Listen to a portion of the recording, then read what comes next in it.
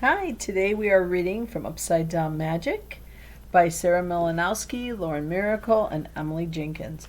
We're reading chapter 18, which begins on 192 and is the final chapter in the book. Chapter 18.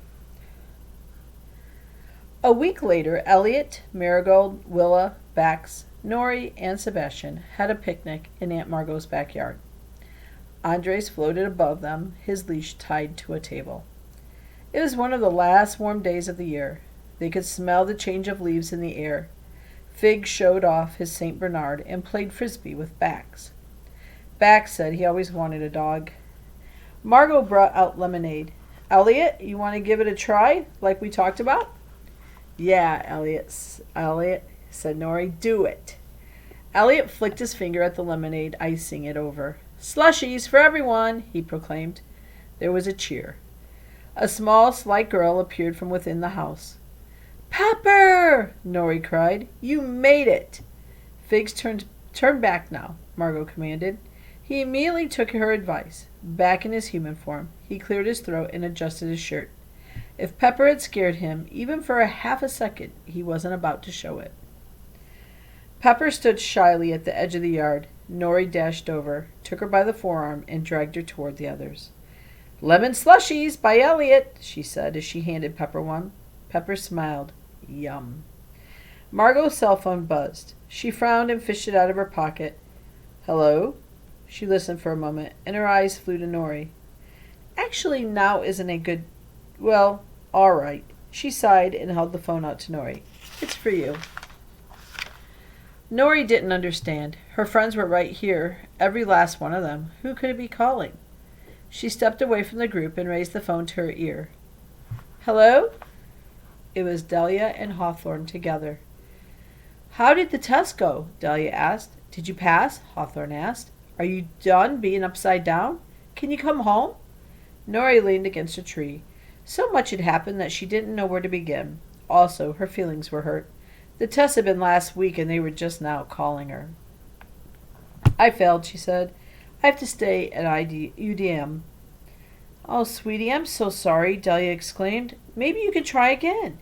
You have to, Hawthorne said. His tone reminded Nori of how bossy he could be. You'll have to practice harder, that's all. Harder and longer and better. I do. You're not going to give up, are you? Don't you want to come home? Nori wound a strand of her big hair around her finger. Of course she wanted to go home. She missed Hawthorne and Delia and Father. She missed her room, her big house, the pretty green lawns of her old hometown. She missed all sorts of things. But here she had Aunt Margot, who liked her just the way she was.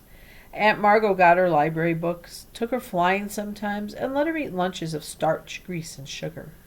She had Figs, who did an awesome St. Bernard, and Miss Starr, who was never afraid to look silly, and who believed in talking about feelings. And the other kids in the UDM class, she had them, and they had her. I have to go, she said into the phone. I have friends over. You do? Hawthorne asked. Upside down friends? Yep, Nori said. We're having slushies. Oh, Hawthorne said. He breathed in and out. Well, don't forget to practice your black kitten. Bye, Nori said as she pressed the button in the call. She lowered the phone to her side. Bax threw the frisbee to Andres, who threw it to Pepper, who threw it to Elliot. Elliot fumbled it and handed it to Willa, who threw it to Marigold, who threw it to Sebastian, who dropped it. Sebastian always dropped it.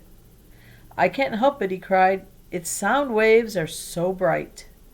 Nori drank her slushie and watched her friends. She wasn't sure she wanted to practice being normal anymore. She wasn't sure she wanted to go back home to Father. Was that giving up? Or was she just choosing something different? Maybe, thought Eleanor Boxwood Horace, I like being upside down. And that's the end of the book.